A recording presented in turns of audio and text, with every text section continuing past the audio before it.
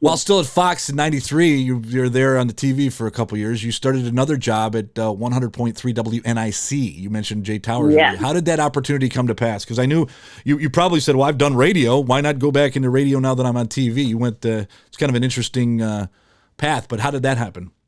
Right.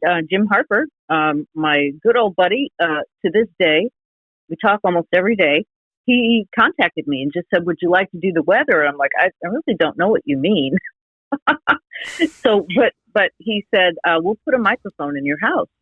You don't have to come in because it's in Dearborn. It was at the time. And when you're, not working on Fox 2 and you're home, we can just have you on. And it just turned into this kind of like unicorn for me because it was so fun and I didn't have to do much, give the weather and then find a topic and goof around.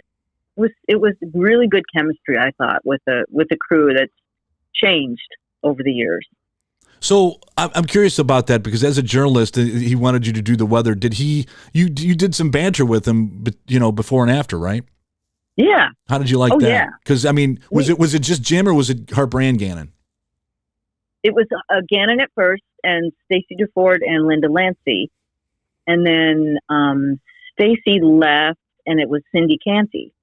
And we just, it was almost like I would go in and flip the switch and whatever they were talking about, I could jump in. Later, when I worked at WNIC with Jay Towers, we actually came up with topics that we would talk about. And we have to list our top 5 of what happened this week.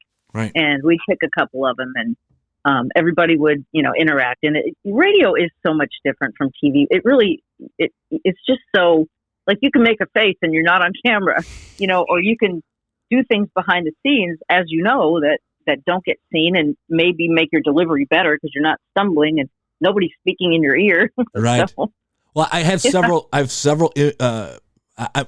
what you and Jay do for different, it's interesting to me how you can do a morning show and be on the air on a radio station in the morning. How did you do it and how did Jay do it? He has a studio built into Fox 2, but before he would get up really early and he'd go into the station and he'd record some things when they moved to Farmington Hills. All right. And then he would go on to Fox 2 and do his job. And then in that studio, he runs between segments. Like if you just see Amy Andrews on for a 5-minute stretch and not Jay, he's down the hall doing his radio. So, oh yeah.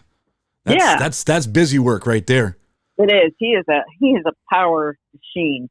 He's a hard worker. Yeah, so let me because this is something that I talk about a lot on this podcast is how radio is, I won't say evolved, devolved may be a word, but we're talking the early 90s radio at the height of its popularity. Talk about how, from your purview, while you're sitting in that chair at NIC, how you saw it maybe progress at the peak in the 90s before the internet came to be. And could you kind of give my listeners maybe an insight into the dynamic of what radio was like in Detroit in those early 90s? It was very simple, and that's why I liked it. As I just, you flip on a thing and talk about a few fun things, but you're right, no internet and not a lot of technical equipment either. So you kind of had to fly by the seat of your pants. If your mic broke and you had dead air, that's just what happened. And you had to scramble to put some, PSA or something on the air. But it was simple and it was easy. And now it's like, we never had sound effects or anything, behind our bits.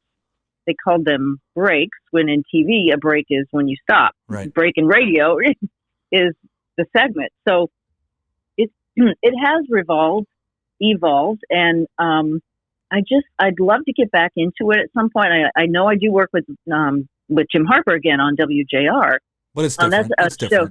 Yeah, it's totally different. Yeah, the studios are ornate. You can't smoke in the studios like what they used to in old days. It's crazy. And there's a lot of security too. You wouldn't think that you'd need to, have 10 badges to get into the building, but that's just how things are.